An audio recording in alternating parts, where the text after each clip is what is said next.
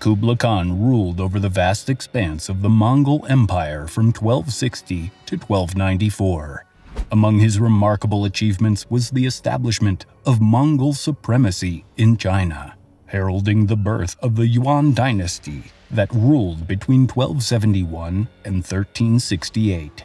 He holds the distinction of being the first non-Chinese sovereign to govern the entire nation. Under Kublai Khan's reign, the Mongol Empire reached its greatest ever size, stretching from the Caspian Sea to the Korean peninsula. This is the story of Kublai Khan, the founder of the Yuan Dynasty. Originating from the expansive regions of present-day Mongolia, the Mongols emerged as a formidable nomadic clan. Under the leadership of Genghis Khan, they unified different nomadic tribes across the Mongolian plateau, embarking on a relentless campaign of conquest that extended their dominion over vast areas of Central Asia. By the time Kublai, the grandson of Genghis Khan, was born in 1215, the Mongol Empire had already established its vast territory, stretching from the Caspian Sea in the west to the boundless expanse of the Pacific Ocean in the east. It was during this era of unparalleled expansion that the Mongols seized control of Yanqing, the capital city of northern China, known today as Beijing, compelling the royal family to seek refuge in the southern reaches of the empire. Kublai Khan was born to Tolui and Sorkatsani Beki, a Nestorian Christian princess hailing from the Karaid Confederacy. Raised primarily by their mother, a woman of remarkable intelligence and tolerance, Kublai and his brothers benefited from their dedication to their upbringing and future endeavors. While details of Kublai's early years remain scant, it is evident that he and his siblings received thorough instruction in the art of warfare from a tender age. Kublai, in particular, displayed a keen aptitude for Mongolian traditions. Kublai's upbringing was enriched by exposure to Chinese philosophy and culture, courtesy of his mother. She took great care to instill in him a deep appreciation for these traditions.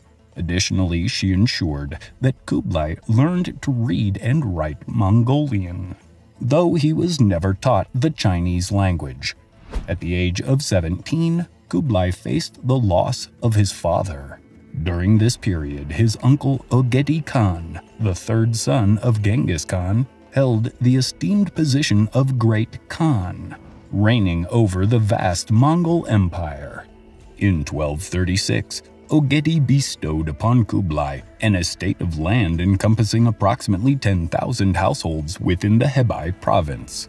Initially, Kublai opted not to govern this territory directly, entrusting Mongol agents with its administration.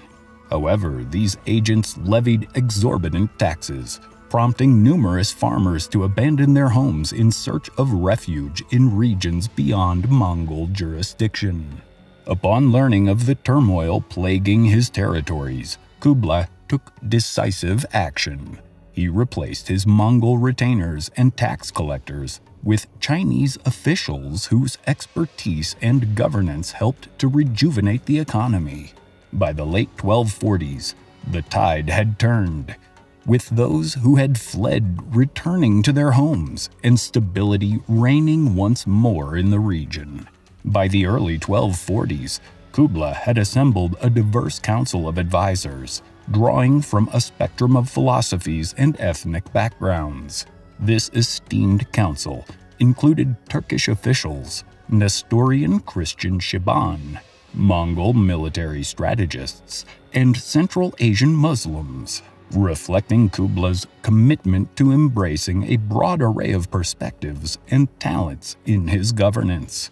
Kublai leaned heavily on the expertise of his Chinese advisors, recognizing their invaluable insights into governance and culture. In 1242, he delved into the realm of Chinese Buddhism under the tutelage of the monk Hai Yun, who would later become a trusted confidant. Alongside Buddhism, Kublai was introduced to Confucianism by other counselors, though his grasp of the Chinese language and literacy remained rudimentary.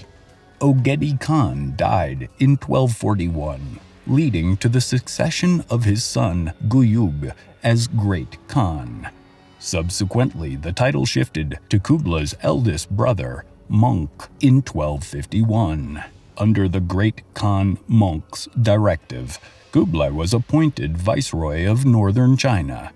Meanwhile, their brother Hulegu embarked westward to subdue the Islamic territories, leaving Monk to focus on the conquest of southern China.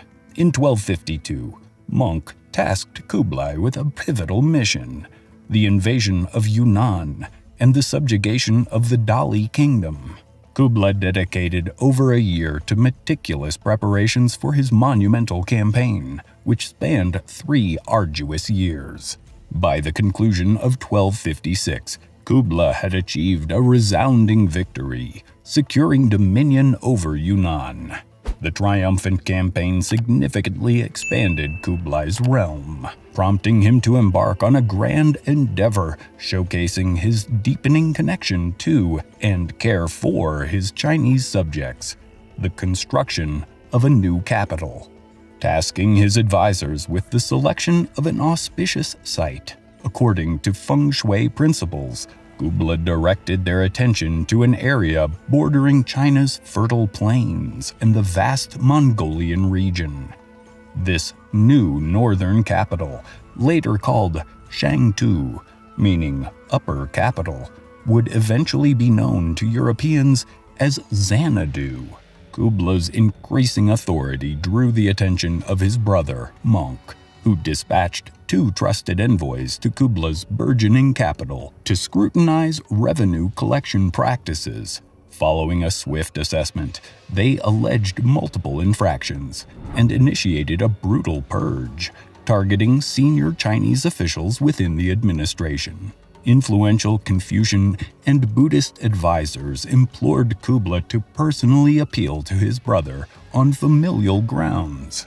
Monk, grappling with religious tensions between Buddhists and Taoists and the imperative of securing allies for the impending campaign against the southern Song dynasty, ultimately reconciled with Kublai. In 1258, Kublai convened a debate within his nascent capital.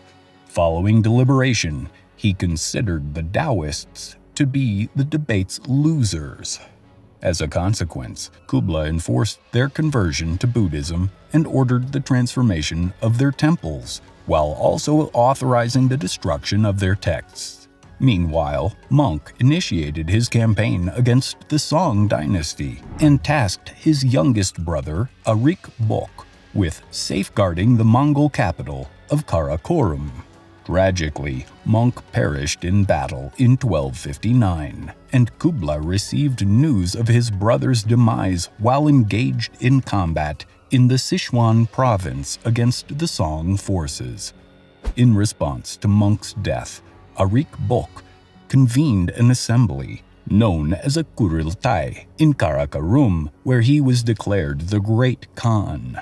Subsequently, Kublai and Hulegu, who had returned from the Middle East upon learning of Monk's passing, organized their own Kuriltai. Kublai emerged as the chosen Great Khan, igniting a civil conflict that culminated in Arak Bok's surrender in 1264. As the Great Khan, Kublai Khan harbored ambitions of uniting all of China under his rule.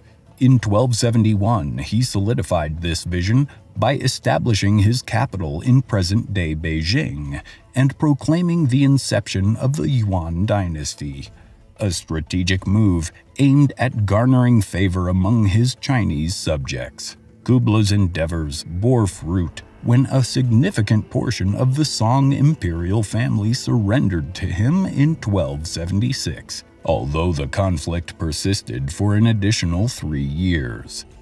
It was not until 1279 that Kublai achieved a historic milestone, becoming the first Mongol sovereign to exert authority over the entirety of China upon vanquishing the last remnants of Song loyalists.